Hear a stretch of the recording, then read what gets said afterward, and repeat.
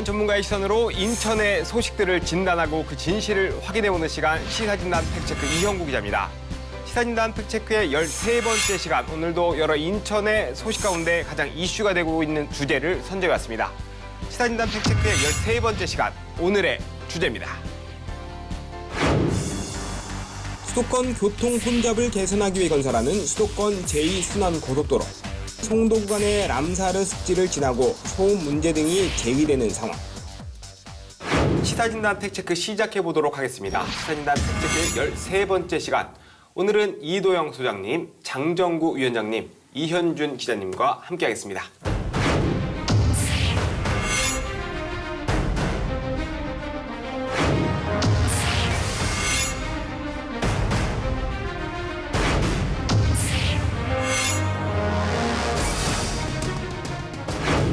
시사진단 팩트체크의 첫 번째 코너는 지역의 이야기를 심층적으로 분석하고 들여다보는 팩트진단 이슈 돋보기입니다. 수도권의 교통 수요를 분담하고 교통망을 개선하기 위해 수도권 제2순환 고속도로 사업이 추진되고 있습니다. 이 중에 인천 안산 구간 건설 사업의 2023년 착공을 앞두고 논란이 일고 있습니다. 단계별 착공과 동시 착공, 그리고 어떤 방식으로 어떻게 추진할지 관심이 뜨겁습니다. 오늘은 수도권 제2순환선 건설을 둘러싼 쟁점을 짚어보도록 하겠습니다. 먼저 팩트 체크리스트부터 시작합니다.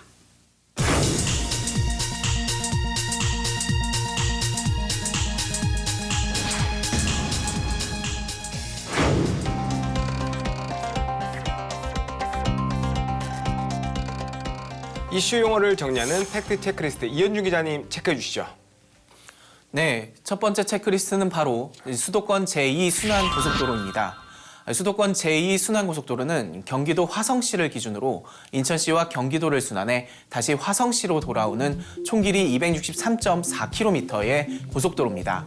총 12개 구간으로 나뉘어서 건설되며 그중 경기도 시흥시 정왕동에서 시작해서 인천시 중구 신흥동을 종점으로 하는 약 19.8km 구간은 국가 재정 사업으로 현재 수도권 제2순환고속도로의 12개 구간 중에는 유일하게 미착공 구간에 해당합니다. 국토교통부는 해당 구간을 1구간인 시화에서 남송도 IC, 2구간인 남송도 IC에서 인천 남항 구간으로 나눠 단계별 착공 추진을 검토 중인데요.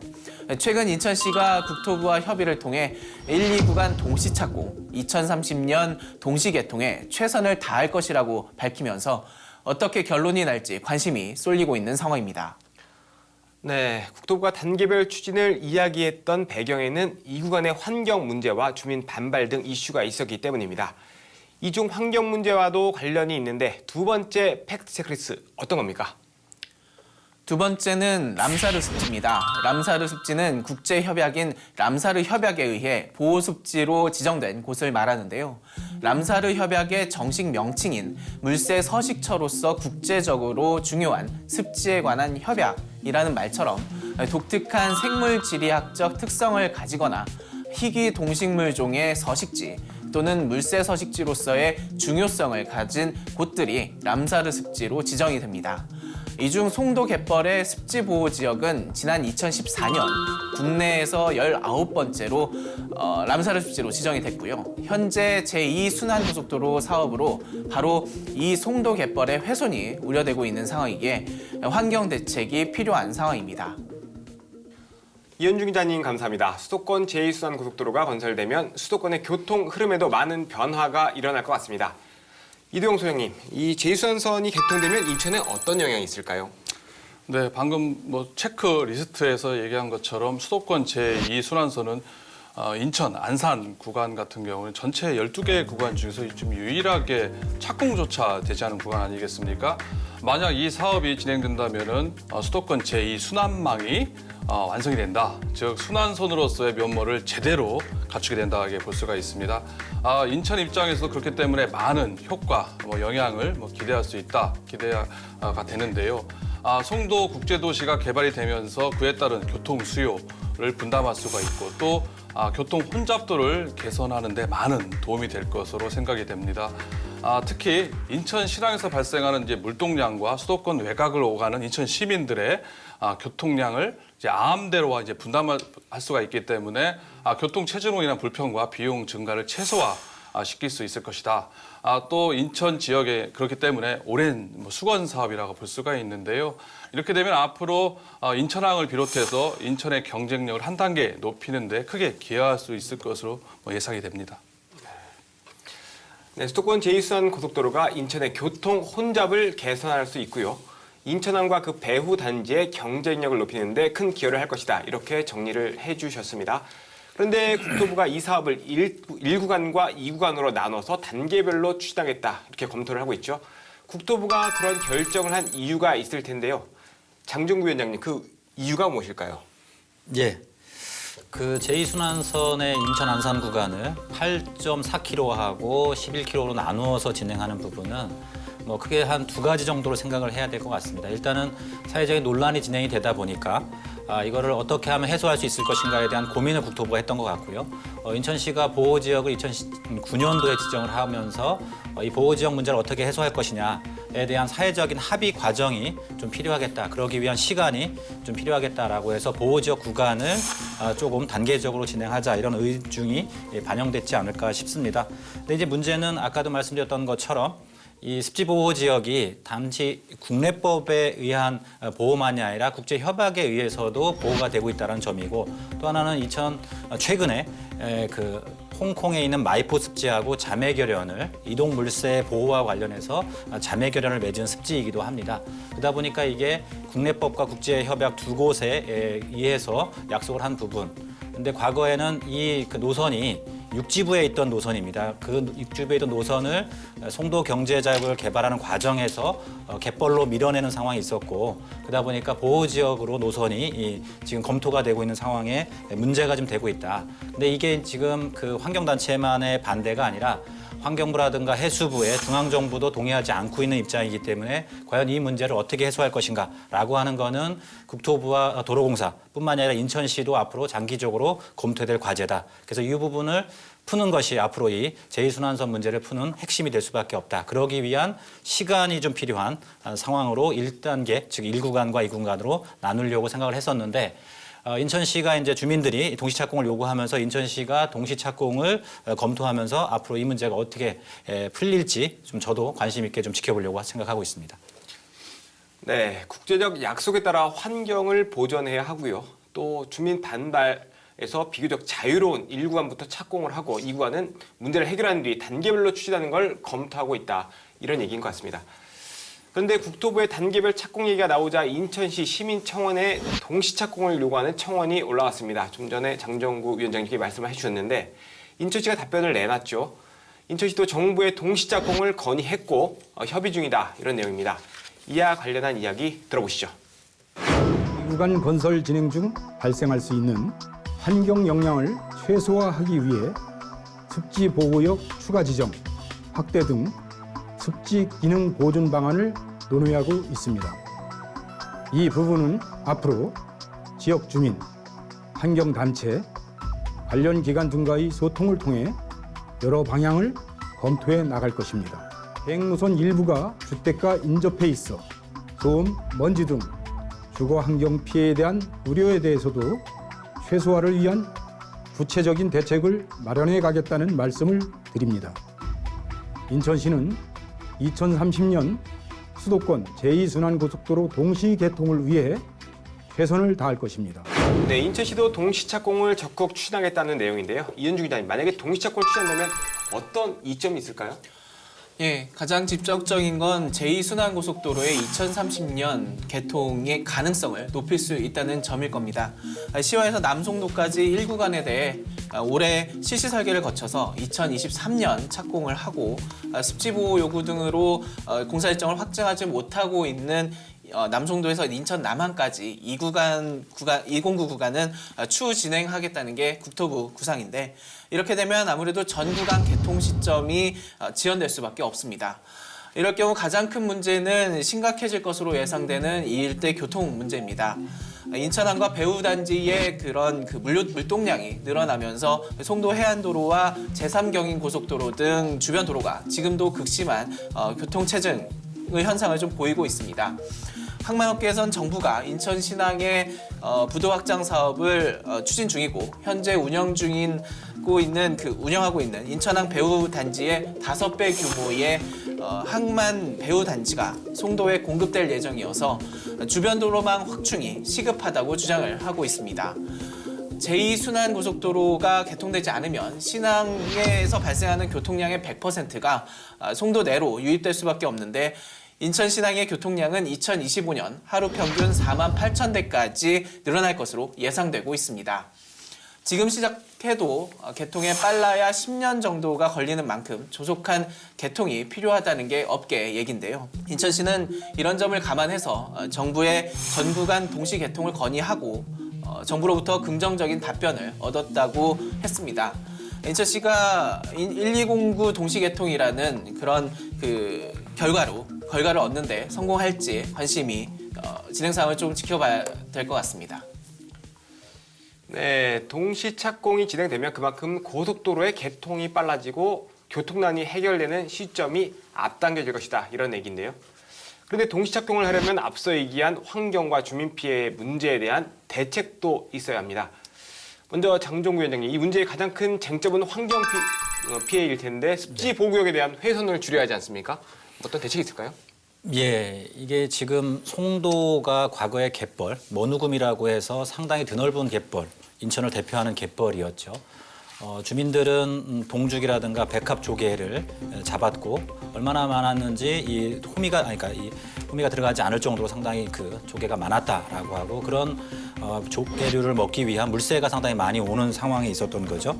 근데 이제 그런 갯벌을 매립하는 과정에서 중앙정부와 협의를 했었고 특히 11공구를 매립하는 과정에 이 갯벌의 중요성을 중앙정부도 인정을 했고 더 이상의 갯벌을 매립하지 않겠다라고 하는 약속이 필요했던 거고 그래서 인천시가 광역지자체로는 처음으로 습지보호지역을 지정을 했던 겁니다. 그러니까 이 보호지역 지정은 환경부나 해수부가 한 게 아니라 인천시가 지정을 했던 거죠. 나머지 갯벌을 보호하겠다. 그러면서 이제 11공구 갯벌의 매립 계획에 대한 환경 협의를 진행을 했던 건데 바로 그 지역에 지금 도로 논란이 지금 벌어지고 있는 상황입니다.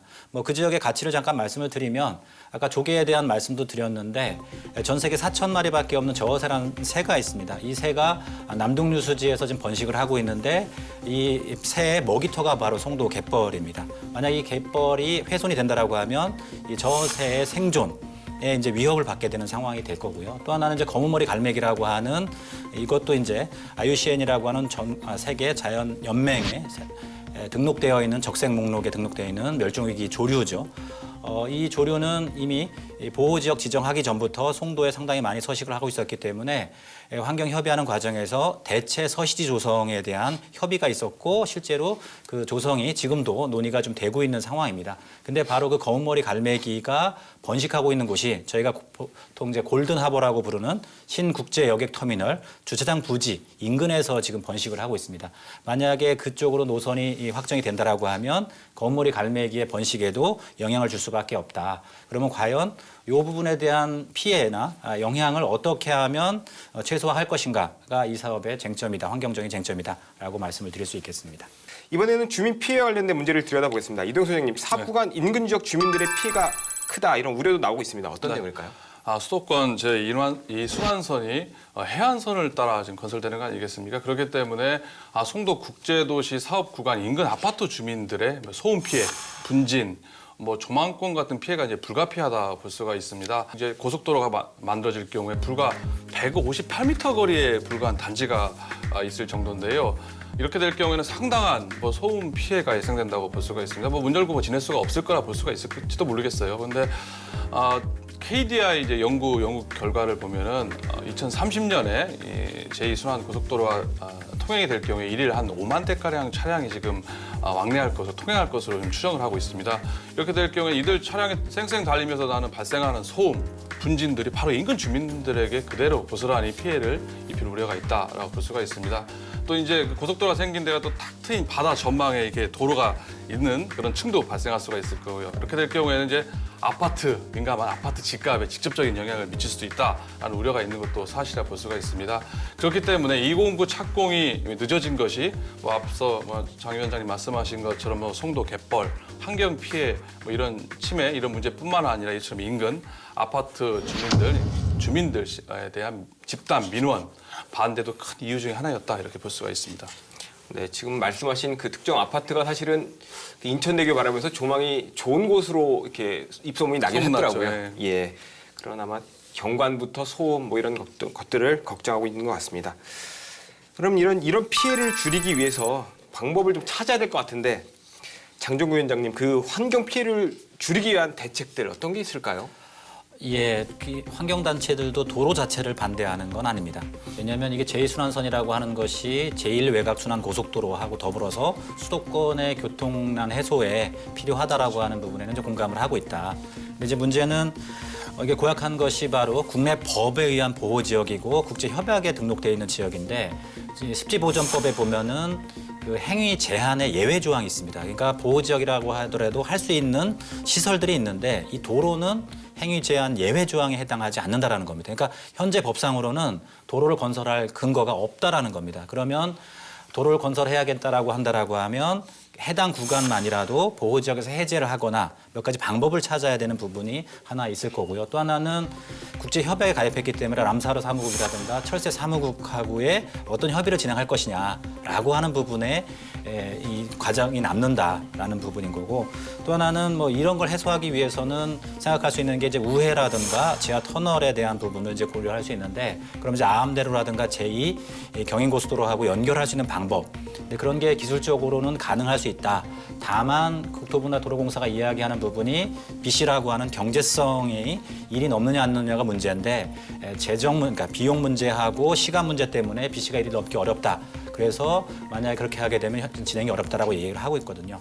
방법은 뭐 많지는 않습니다. 이 약속을 어떻게 하면 지키면서 도로를 개설할 것인가 쉽지 않아 보이거든요. 근데 이제 문제는 인천시가 대체 습지에 대한 검토도 하고 있는데, 지금 현재 수준 진행하고 있는 대체 습지 수준으로는 중앙정부와 환경단체들의 동의를 받기 쉽지 않다.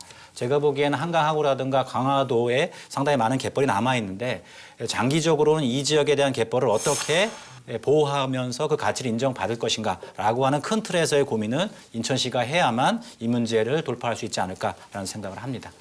네, 뭐 가장 최선은 지하화나 우회 도선이겠지만 이것도 쉽지가 않다. 결국은 대체 습지를 마련해야 되는데 그 규모나 이런 것들을 서로 이제 고민을 해서 충분히 마련해야 된다라는 얘기인 것 같습니다. 자, 이현주 기자님은 이 사업 추진을 위해서 어떤 대책들이 마련돼야 된다고 보십니까? 해답을 찾기가 상당히 좀 쉽지 않아 보이기도 합니다. 하지만 인천시는 그 2009 건설 때 습지 훼손을 최소화하고 대체 습지를 추가로 확보할 될 수 있는 만큼 많은 양의 그런 그 추가 대체 습지를 이제 그 조성하겠다, 이런 그런 방법을 좀 찾아보겠다라는 게 기본 방침인데, 물론 쉽지는 않을 것으로 예상이 됩니다. 앞서 이제 언급이 됐던 내용대로 국토부가 다른 대안들에 대한 검토를 지금 이미 진행한 상황 부분이 있는데, 말씀하셨던 것처럼 습지를 우회해서 돌아가는 그런 대안 노선이나 지하차도를 이용해서 건설하는 그런 방안은 공사비가 과도하게 이제 늘어나는 측면이 있어서 사업성이 경제성이 떨어져서 사업 추진 자체가 어려운 것으로 좀 파악이 됐습니다. 대안 노선을 추진한다고 하더라도 기본계획 수립이나 관계기관 협의 등에 오랜 기간이 걸리고, 무엇보다 대안 노선을 추진할 경우에 인천국제공항과 연결되는 인천대교와의 연결이 좀 어려운 부분도 기술적인 문제로 조금 꼽히고 있습니다. 현재로선 습지 보호와 동시개통이라는 두 마리 토끼를 모두 다 잡아야 되는 그런 상황인데, 인천시가 어떤 대안을 내놓을 수 있을지 관심이 쏠립니다. 네, 인천 경제제국이나 인천시에서 보면 그 영종, 청라, 송도를 그 고속도로로 아마 연결하는 구상을 하고 있고 그게 필요하다고 보는 것 같습니다. 지금 그래서 이 제 순환선을 인천시에서 아마 추진하려고 하는 것 같은데, 이도영 소장님은 이 해법 어떻게 보십니까? 네. 뭐 해저 터널이라든지 우회 노선, 뭐 각종 문제점들이 있지 않습니까? 뭐 경제적 타당성, 뭐 비시값, 뭐 또 인천대가 연결이 안 되면서 발생하게 되는 뭐 도로 기능의 저하 문제 등 여러 가지 문제점이 있다고 볼 수가 있는데요. 이거는 뭐 앞서 두 분께서 잘 말씀을 해주셨는데요. 만약 이름에도 시가 특별한 뭐 이런 방안이 아닌 기존의 대체 습지를 조성을 하면서 기존 안으로 만약에 추진할 가능성도 있다고 볼 수가 있습니다. 그렇게 될 경우에는 앞서 말씀드렸던 지역 주민들의 소음, 분진, 각종 주거 환경 침해에 대한 문제점이 발생한다는 겁니다. 이 피해를 얼마만큼 줄이느냐, 어떻게 감수하느냐가 관건이라 볼 수가 있을 것 같은데요. 일부 주민들은 동시 착공을 요구하는 주민들이 있지만 한편으로는 또 이 직접적으로 이해관계에 미치는 주민들 또 강력한 반발이 또 예상된다고 볼 수가 있습니다. 즉 이 공구를 조기에 착공하기 위해서는 소음 저감 시설을 만들어야 된다. 요즘에 저소음 아스팔트 그리고 배수성 아스팔트라고 해가지고 이제 공급을 많이 늘리면서 빗물이 빠지게 하면서 빗길 사고도 예방할 수가 있고요. 또 그 공국으로 한 20-30% 되는 공국으로 또 소음이 들어갑니다. 그래서 빗길 사고 예방뿐만 아니라 소음을 감소시킬 수 있는 이런 소음 저감 시설뿐만 아니라 마찬가지로 또 방음 시설이죠. 터널 형태든 아니면 방음벽으로 추가로 설치하는 등 이런 방식을 통해서 민원을 최소화하기 위한 방안을 추진하면서 주민들을 설득해 나가는 방법이 필요하지 않을까 이렇게 생각을 합니다. 네, 세 분 답변 감사합니다. 수도권 제2순환고속도로의 단계별 착공과 동시 착공에 수반되는 문제들을 어떻게 해결하는 것이냐, 이게 핵심인 것 같습니다. 교통난 해소를 위해선 수도권 제2순환고속도로를 빨리 개통한 것도 중요해 보입니다. 다만 이로 인해서 돌이킬 수 없는 환경적 피해나 주민 피해가 발생한다면 이에 대한 대책을 충분히 고민해 봐야 할 필요성은 분명해 보입니다. 국토교통부와 인천시를 비롯한 관계기관 그리고 단체들이 머리를 맞대고 적극적으로 소통하면서 대책 마련에 노력해 주시길 바라봅니다.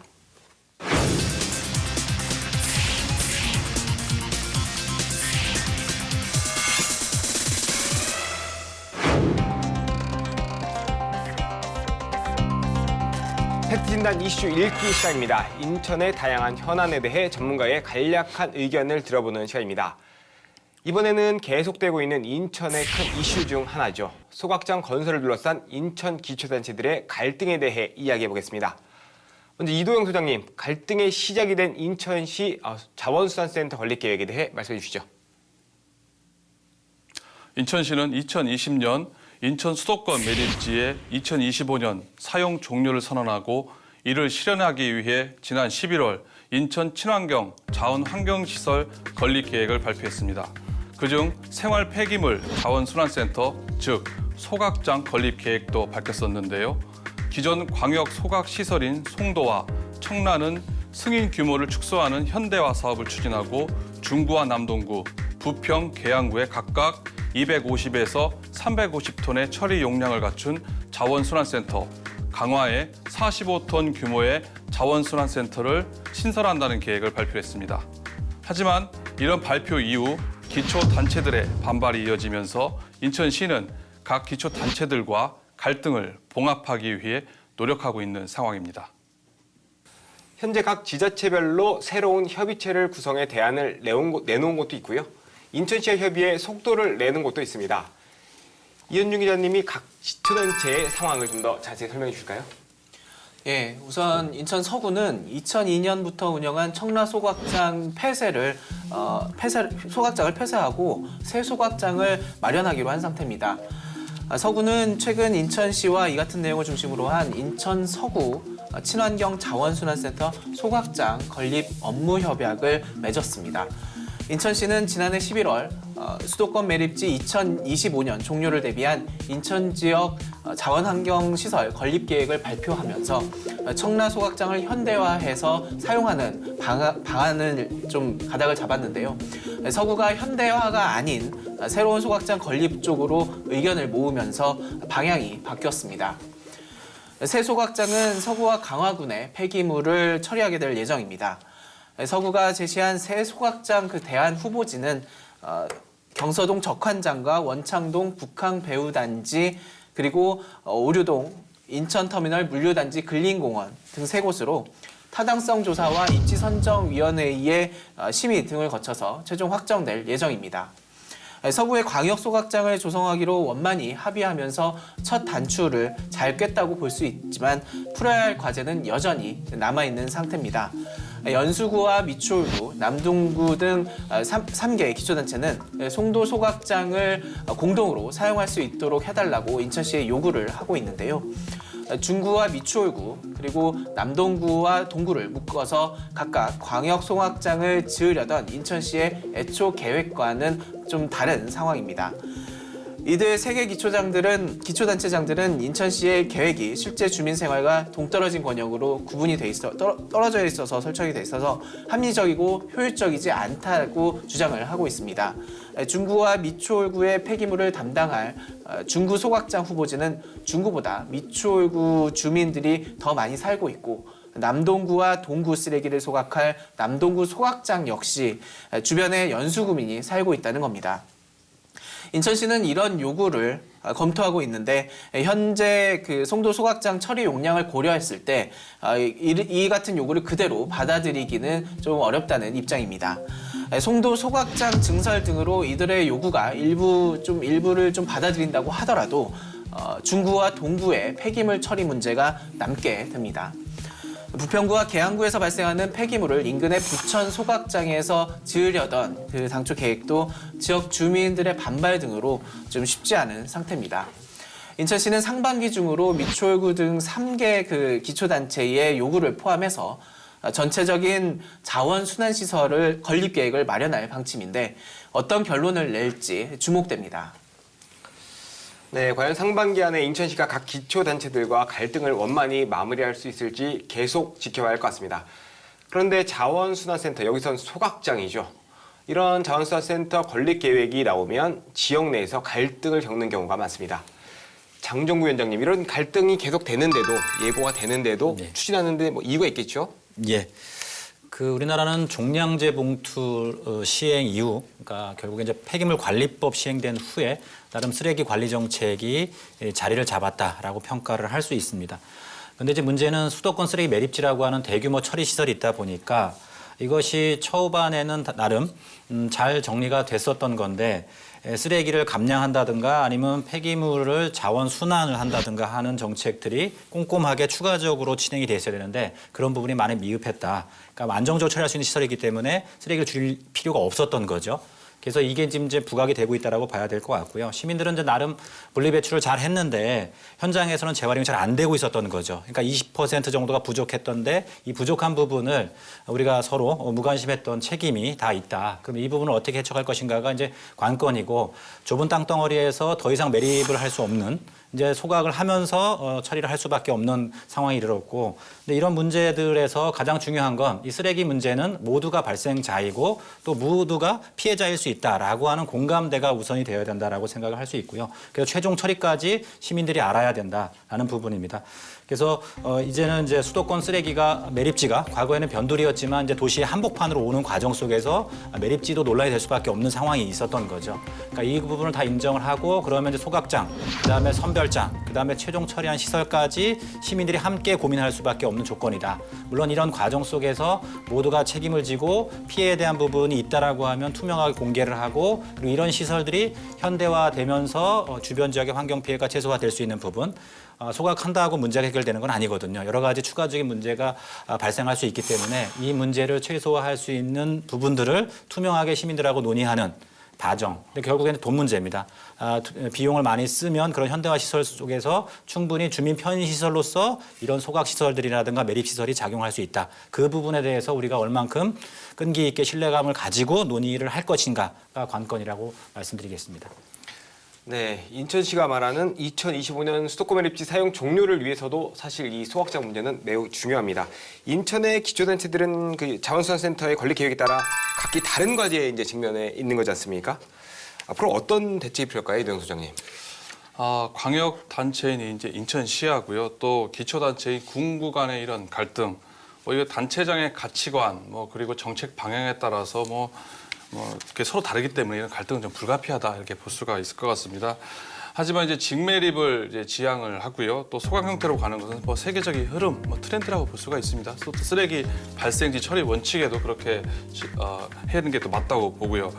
제가 이제 인천시 자원순환 정책에 이제 공감을 하는 것도 바로 이런 이유 때문이라고 볼 수가 있는데요. 이런 과정에서 가장 중요한 것은 주민 수용성이 아닌가 이렇게 싶습니다. 즉 주민들을 설득하고 이해시키는 이 과정이 가장 중요하다 볼 수가 있을 것 같은데요. 물론 쉽지는 않을 거라 볼 수가 있겠지만 서로 양보하고 대의를 위해서 한 발 물러설 줄 아는 아량, 미래 세대를 위한 또 방법이기도 하고요. 이런 사회적 분위기를 형성하고 만들어가는 것이 무엇보다 필요할 것으로 생각이 됩니다. 또 그에 따르는 충분한 보상이죠. 또 인센티브도 따라야 할 것으로 보여지고요. 다만 인천시의 자원순환 정책의 또 다른 큰 변수죠. 2025년 수도권 매립지 종료를 둘러싸고 경기도와 또 서울시 간의 이런 합의점을 찾지 못하는 점은 좀 한계점, 아쉬운 점이라고 볼 수가 있을 것 같습니다. 네, 결국 해당 지역 주민들과의 적극적인 소통을 바탕으로 갈등을 해결해야 된다. 또 해당 지역 주민들의 양보만큼 합당한 보상을 해주는 것도 중요하다 이렇게 말씀해 주셨습니다. 이현중 기자님은 어떻게 보십니까? 네, 서구가 그 새로운 소각장을 짓기로 의견을 모은 사례를 좀 주목해 볼 필요가 있을 것 같습니다. 이번 결과는 대표적 님비 사례로 꼽히는 쓰레기 소각장 건설 문제에 대해서 지자체와 주민단체를 비롯한 여러 이해 당사자들 간의 그런 끈기 있는 대화와 소통의 결과로 얻어낸 성과라는 평가가 많습니다. 물론 새 소각장 후보지로 거론되고 있는 그 경서동 적한잔 부지, 원창동 북한 배우단지 부지, 그리고 오류동 근린공원 부지 등 세 곳의 입지 선정 과정에서 갈등이 충분히 나타날 수 있고 폐기물 처리 용량을 얼마로 할지를 두고도 인천시와 서구가 입장이 다를 수 있을 것 같습니다. 미추홀구, 연수구, 남동구 등의 요구를 검토하는 과정, 그리고 중구와 동구, 부평구와 계양구의 폐기물 문제를 처리하기 위한 대안 설정 과정, 이런 과정 등에서도 충분히 갈등이 불거질 수 있습니다. 어느 하나 쉬울 수 없는 일인데요. 말씀하셨던 것처럼 주민 공감대 형성, 그리고 충분하고 과감한 인센티브 제공, 이런 방안들을 생각해 볼 수 있을 것 같은데 무엇보다 이럴 때일수록 문제를 해결하려는 진정성 있는 깊이 있는 대화와 그 이해 당사자 간의 수의가 필요하지 않을까 생각해 봅니다. 네, 이현중 기자님 역시 서구와 인천시와의 그 소통을 통해서 새로운 결론을 내놓은 것처럼 다른 기초단체 역시 충분한 논의를 한다면 기존 계획과는 다르더라도 원만한 합의점을 찾을 수 있을 것이다. 이런 얘기를 해주신 것 같습니다. 마지막으로 장정구 위원장님, 좀 더 큰 관점에서 본다면 쓰레기 문제들 어떻게 해결하는 것이 좋을까요? 예, 어쨌든 기본은 내가 발생한 쓰레기는 내가 처리해야 된다.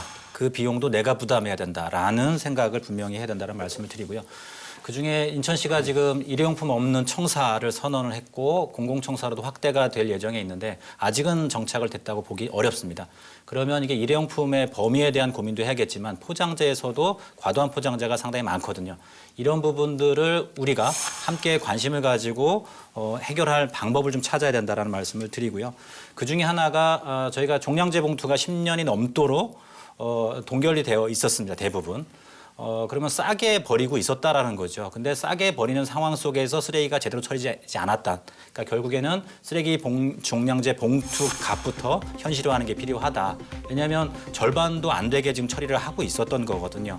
그러면 이거 2배 이상 인상하는 거는 기본이고 또 하나는 이런 시설들을 현대화하는 과정 속에서 비용이 발생을 하거든요. 그것도 역시나 쓰레기를 버린 사람들이 부담할 수 있게끔 하는 재정 문제도 역시 그렇게 해소하기 위한 준비가 필요하다. 이거를 정치권하고 같이 연계해서 이런 생활 요금이 올라가는 거에 부담을 가지려고 하지 말고 환경특별시를 선언한 인천시에서는 이 비용들에 대한 것도 지금부터 마련하기 위한 준비를 해야 되고 더 큰 문제는 환경부가 나서서 이런 물품들의 생산 단계에서부터 쓰레기가 발생하지 않도록 또 자원순환이 수월할 수 있도록 제도화해야 된다. 그것이 가능하지 않는다라고 그것이 보완되지 않는다라고 하면 이 자원순환 문제는 쉽지 않다라는 말씀을 꼭 드리겠습니다. 그리고 마지막으로 하나 지금 건설 폐기물 문제하고 또 사업장 폐기물 문제는 환경부가 나서서 해결을 해야 되거든요. 근데 아직 이렇다 할 대책을 환경부가 내놓지 않고 있습니다. 근데 정말 중요한 건 매립지에 들어가는 쓰레기의 절반 이상이 사업장 폐기물이나 특히 건설 폐기물이거든요. 5톤 미만의 건설 폐기물에 대한 안을 분명히 환경부가 조속한 시일 내에 마련을 해서 제시를 해야만 쓰레기 문제의 전체적인 그림을 다시 그릴 수 있다라는 말씀을 분명히 드리고 싶습니다. 네, 오늘 세 분의 이야기 모두 감사합니다. 결국에는 적극적인 소통을 통해서 자원수산센터의 건립을 진행해야 한다는 이야기입니다. 만약 우리가 쓰레기를 줄이지 못한다면 가까운 미래에 또 다른 자원수산센터 혹은 매립지 건립도 필요할지도 모르겠습니다. 쓰레기 발생지 처리 원칙을 기억하면서 모두가 쓰레기 문제에 대한 책임감을 가진다면 자원수산센터의 건립, 나아가 쓰레기 문제 해결에도 가능하지 않을까 싶습니다. 시사진단 팩트체크 이도영 소장님, 장정구 위원장님, 이현준 기자님과 함께했습니다. 시사진단 팩트체크는 앞으로도 인천의 다양한 현안들에 대해 전문가와 함께 진단하고 풀어나갈 예정입니다. 오늘 함께해 주신 여러분 감사합니다. 다음 시간에 뵙겠습니다.